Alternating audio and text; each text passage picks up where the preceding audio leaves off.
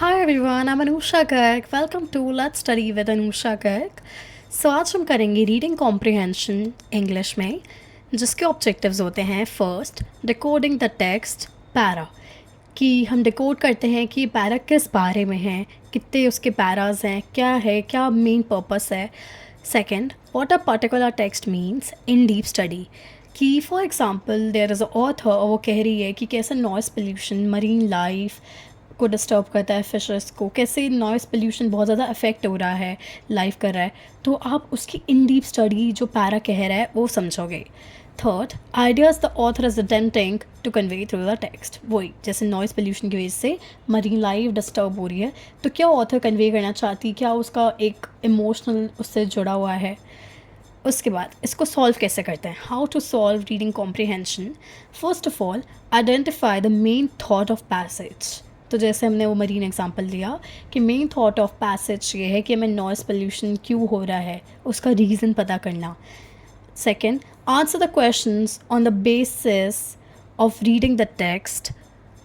First read the questions in the reading time, then go through the para. It gives you an idea. So सबसे पहले आपको जब test मिलेगा तो आपको 15 मिनट्स रीडिंग टाइम मिलता है. तो आप सबसे पहले पूरा एक थॉरो स्टडी करोगे क्वेश्चन पेपर का, उसके बाद आप रीडिंग कॉम्प्रिहेंशन के सारे क्वेश्चंस पढ़ोगे. उससे जैसे आपको पता चल जाएगा कि why is noise pollution happening, how is it affecting marine life. उसके बाद आपको कुछ ऐसा आ जाएंगी कि identify the meaning of this word from para 3 and similar words, what is a suitable title. तो ऐसे ऐसे करके जो आपको क्वेश्चंस हैं वो एक बार पढ़ लेने हैं. उससे आपको एक ब्रीफ आइडिया मिल जाएगा कि आपका पैसेज किस बारे में है, और फिर आप अपना पैसेज रीड करोगे तो आपको आंसर ढूंढने में आसानी होगी. Fifth, determine writers purpose, intent and point of view.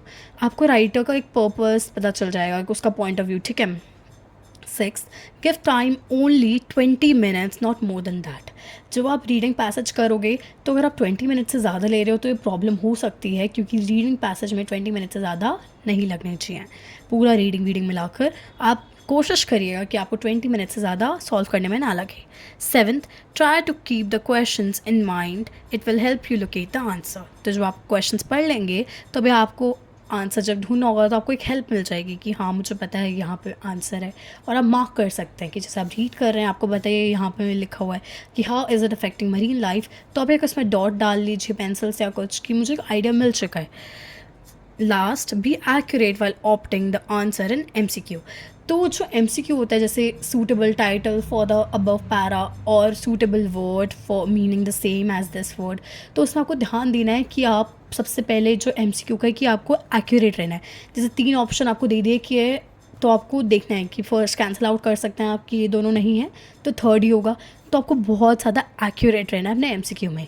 सो अगर आपको कोई और डाउट हो तो आप कमेंट सेक्शन में लिख सकते हैं. तब तक के लिए बाय, ऑल द बेस्ट.